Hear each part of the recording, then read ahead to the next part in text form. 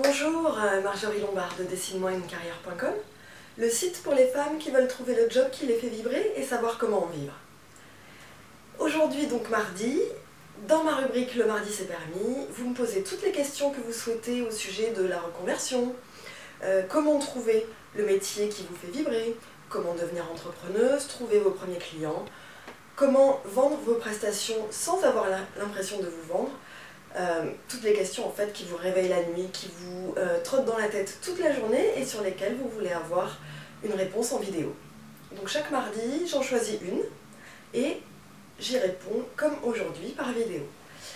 Aujourd'hui, j'ai sélectionné la question de Sophie qui m'a contactée via ma page Facebook, Dessine-moi une carrière, et qui me dit que conseiller quand on a envie de faire plein de choses, qu'on a plein d'idées pour monter son entreprise, et que bien sûr tout n'est pas réalisable en même temps, pour trouver la bonne idée pour démarrer.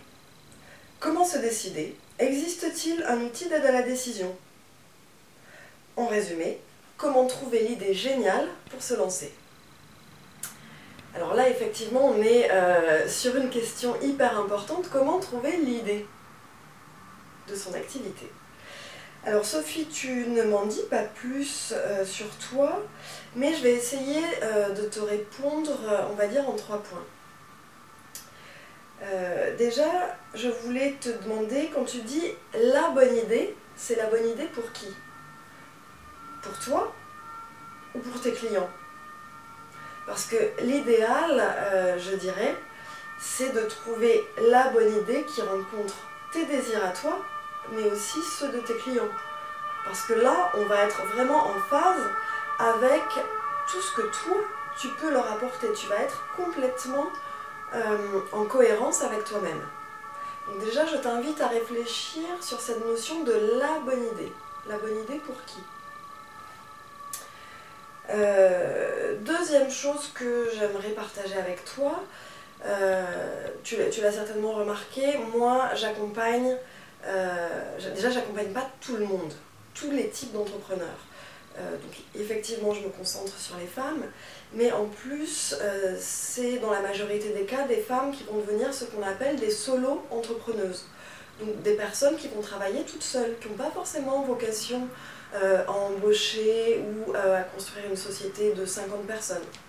Ça va être plutôt des femmes qui veulent travailler toutes seules, de manière très indépendante, et qui vont plutôt être dans des professions, on va dire, de service au sens large. Des professionnels du bien-être, des coachs, des consultantes, des formateurs, peut-être aussi des artistes. Mais voilà, tout ce genre de professions pour lesquelles il n'existe pas forcément d'accompagnement spécifique. Quand on va dans les chambres de commerce et d'industrie ou les chambres de métier, on n'arrive pas à trouver quelque chose qui nous correspond à nous, puisque moi aussi j'en fais partie. C'est pour ça que l'accompagnement que j'ai développé et que j'ai créé, il va vraiment être ciblé pour ce type de profession-là. Donc toi, je ne sais pas quelle est ton idée et ton projet là-dessus, mais ce que je peux te dire en tous les cas, c'est que le modèle que je transmets et qui fonctionne va consister à s'aligner vraiment avec qui on est pour trouver l'idée.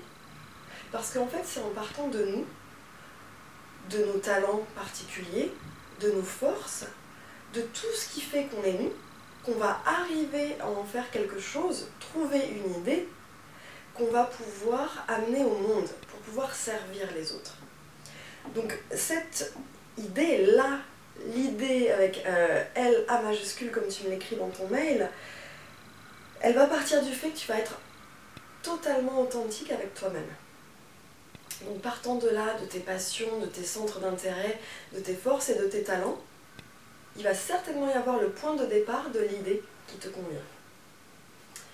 Et pour terminer ma réponse, tu me parles d'un outil. Est-ce qu'il existe un outil d'aide à la décision, un outil d'aide à la création de projets?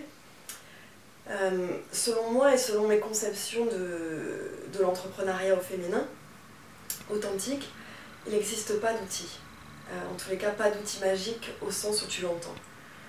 Il peut exister des outils d'aide à la décision et j'hésite pas à encourager mes clientes à les utiliser si besoin, mais plus tard dans le processus. Parce que vraiment l'idée, elle va pas venir avec un outil. Ou à moins que l'outil soit le brainstorm, auquel cas on est dans un outil créatif à plusieurs personnes pour faire venir des idées. Mais je pense que si tu en es vraiment au stade de chercher l'idée que tu vas développer ensuite en devenant entrepreneuse, je pense que la meilleure chose qui pourrait te convenir, donc là je prêche pour ma paroisse, mais c'est vraiment par rapport à ce que tu me dis, ce qui me semble évident, ce serait plutôt un accompagnement pour te permettre de mettre à plat toutes les idées dont tu parles et pouvoir vraiment réfléchir sur toi-même et sur ce qui fait sens pour qu'à partir de tout ça, toi-même, tu puisses, toute seule, en étant guidée, en étant accompagnée, trouver l'idée qui fait sens pour toi.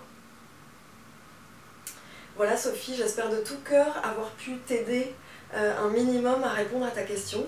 Et je te remercie infiniment de m'avoir écrit ce matin pour me partager là où tu en es en ce moment. À toutes les autres, je vous souhaite une très bonne journée et je vous dis à bientôt. Au revoir.